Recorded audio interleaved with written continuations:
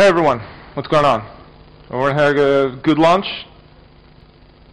Yeah, alright. Okay, so my name is Iftach and Amit. Actually, this is probably one of the only places in the world where I can say Iftach and not worry about people going like, what? So, feel free to use either Iftach or Ian. And I'm going to talk about CyberWar and cybercrime. Now, if you're allergic to the terminology, cyber, that you've been hearing all around the interwebs all the time, you can leave now. Or even better, make a suggestion. Okay, we're all looking for new terminologies that we can use without fearing of being, like media whores. This is my opinion. Okay, I do have a day job with a fancy business title. I'm VP BizDev for Security Art.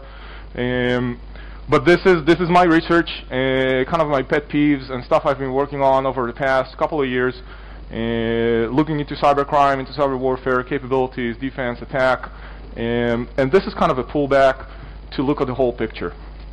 And we'll get to that in a second. So this does not represent anything formal, official, don't sue me, and so on and so forth. This is what we're going to go through today. We're going to, in order to talk about cybercrime and cyberwar, we'll put some definitions and things in perspective, and then we're going to look at history and see how do cybercrime and cyberwar interact, which is kind of interesting, and the point of this whole presentation. We'll just do the connecting the dots, a very simple experiment to see how these two things connect together, and we're going to talk, if time permits, a little bit about the future in the sense of what can we do with this whole connecting the dots thing. Okay? One important thing, if you have any comments, questions, criticism, just don't save it to the last minute. You have these little rockets that they gave you. If you need me to show you how to use them, it's pretty easy. Just shoot it at me, grab my attention. I'll and call bullshit. I'm more than willing. I'm not going to bite unless you really ask. But just tell me out, okay? A little bit about myself. What actually brought me here and gave me the permission, the questionable permission to talk to you guys. I'm a computer science major, a bachelor degree. I'm a hacker by trade or education, I guess. I'm a researcher. I used to do a lot of research for security companies in the past, focusing mainly on web security, malware analysis, and so on and so forth. I was actually on the other side of the fence, which means I used to manage development and try to build software that sustains and lasts, blah, blah, blah, blah, but it's much more fun breaking it or taking a different look at it. And in my spare time, I do some work for the Israeli Air Force, reserve duty, free work. So that's about all I can give you. I'm not a CISSP. I have zero. Thank you. Now I can go out. I have zero certifications, just criminal mind. As I said before, if you see me do any funky shit. It's been belt Turkish. Oh, Tommy, there's a gun in your trousers. What's a gun doing in your trousers? It's for protection. Protection from what? Well, the German? Yeah.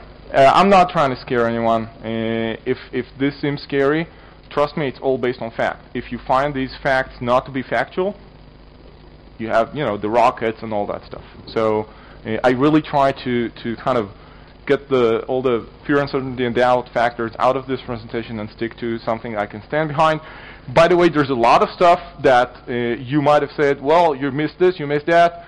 I'm not putting anything here that I can't actually say I saw this, like a packet capture or something I can really stand behind and say, you know what, that's for real. So if you do know of additional material that you can share, that's like OSINT, please do share. And this presentation is going to become just a little more awesome than the kind of mediocre it is now. So just some background. Last year I did a lot of research concerning cybercrime. We tracked like criminal groups, saw how they interact, and our main focus was on trying to find out how the business model works. Not just the technical attack vector, infection vector, persistency, blah, blah, blah, blah, blah, that everyone was talking about, just about the financial model, so to speak, of it. And we ran across a lot of them, data that were selling and trading, which kind of made sense in the, criminal underground. But we also ran across things like this. This was found on a criminally operated server, along with crap loads of financial data, personal information, passwords, credit card numbers, and so on and so forth. And this doesn't really seem like something you can sell. Okay? This seems like something that's part of like a drill, a tactical maneuver involving fancy toys like F-16s and GPS coordinates of targets and accuracy of bombing runs, which again, if you really try to look hard, I don't think you can really find a buyer for this, like openly. And this is finally, again, this is like a screenshot of an application that was, again, found as a whole on that server that was stolen from whoever owns this application. This application is responsible for managing an air, tactical air scenery, whatever it is, controlling airplanes and ammunition runs and, accuracy and all that fancy stuff, which is, again, doesn't fit into the criminal model. So one of the outputs of my last year's research was, let's try to kind of LoJack this data and try to track it and try to see where it pops up. So who's trading it, who's really requesting this information, or who this information might get to, and that got me to build the talk that I'm currently giving. So that was kind of the appetizer. We'll see what came out of that that information from before. Let's start talking about, again, cybercrime, cyberwar. Start easy, all right? Because I know you're after lunch and you're kind of heavy. So easy question. What is this? Bullet hole. Thank you. I didn't have to reach for my little missile. It's a bullet hole.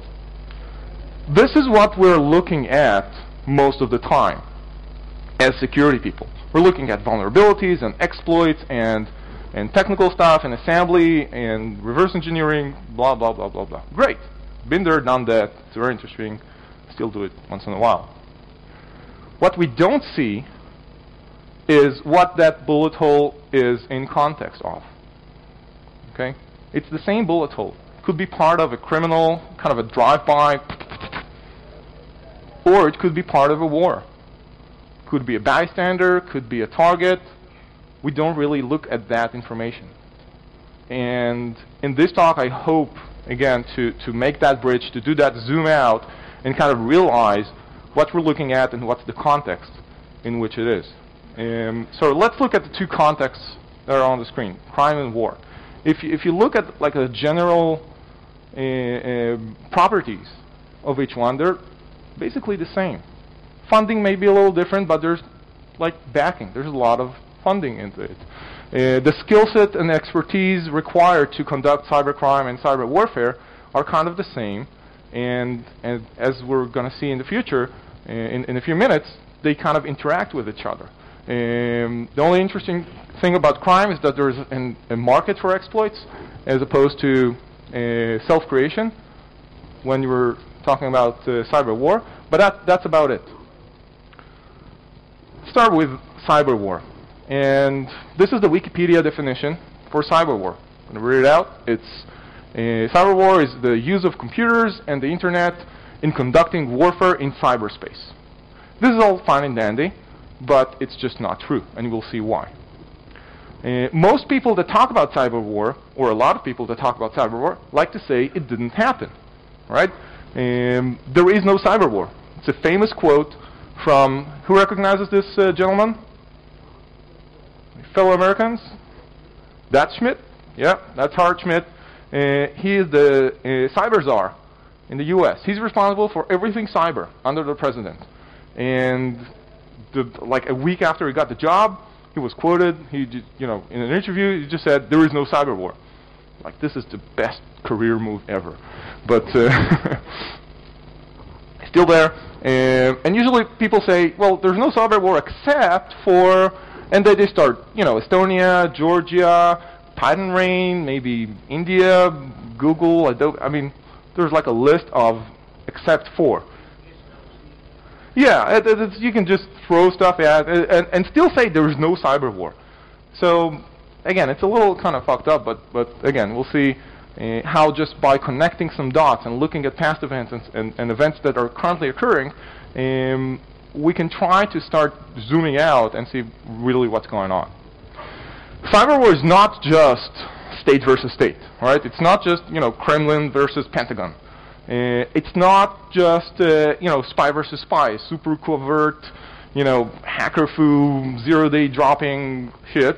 But it will always, in my mind, again, in my opinion, include some kind of civilian casualties. Okay, civilian infrastructure is going to always be at stake, even if it's like a precise targeting. We're going to see some kind of civilian infrastructure at stake too. So who are the players? This was stolen and given by permission from McAfee from their virtual criminology report for 2009. And this image kind of depicts the 5 countries developing advanced offensive cyber capabilities. You can see the usual suspects: US and Russia, China, of course, France, go Europe, and this tiny dot like here in the middle, that's Israel. In this case, this is the only case, by the way, that size doesn't matter. Okay, but in in this talk, I'm going to kind of shuffle the cards a little bit, and as I said before, I'm only going to talk about stuff that I can actually see and research. So I switched France, sorry guys, to Iran. So let's see what kind of background we have in those countries. The US is fairly well documented. Okay, you can read all kinds of shit from like official websites, from the government. There are a lot of reports on cyber drills that they've been doing, and again, it's the usual suspects: major recruiting for the NSA, CIA, FBI, other government entities, militaries recruiting a lot. There's been the U.S.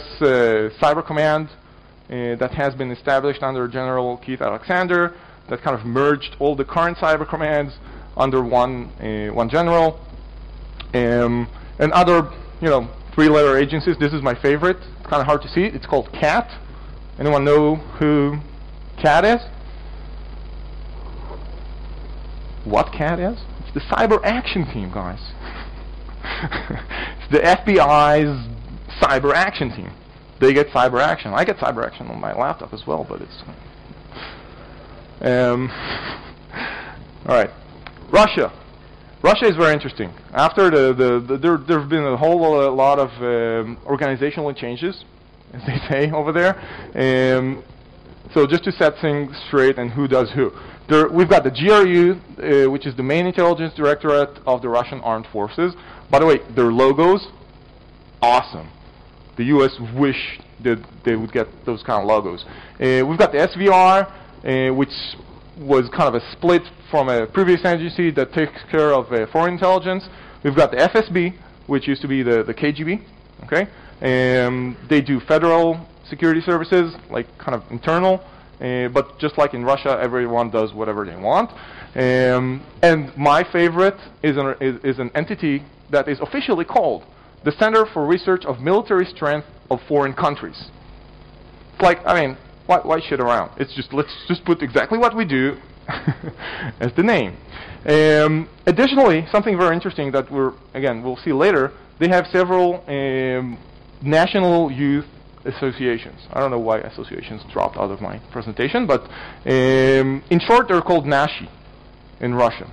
And they're basically like Boy Scouts on steroids. They're highly like maneuverable by the political party is, and kind of a quick and dirty workforce that can be applied to do several interesting things. China, good old China. Gotta love China. In China, everything is very simple, fairly well documented, surprisingly as well.